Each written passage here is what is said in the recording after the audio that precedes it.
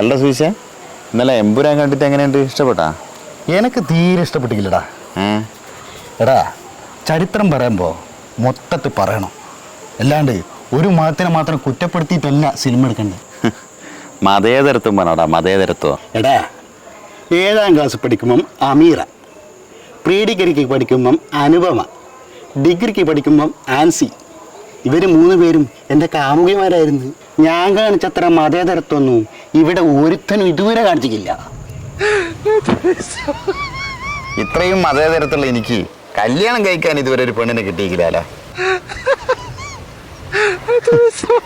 അല്ലടാ, നമ്മളെ മറ്റോളെന്തായി?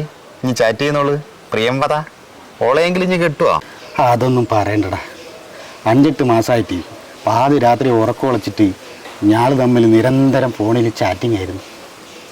അത് ബ്രേക്കായി. അയ്യോ, അതെന്തിനടാ? കണ്ണിന് ചുറ്റും കറപ്പാണെന്നും പറഞ്ഞിട്ട് അവളെന്നെ ഒരാഴ്ച മുമ്പ് തേച്ചിട്ട് പോയടാ.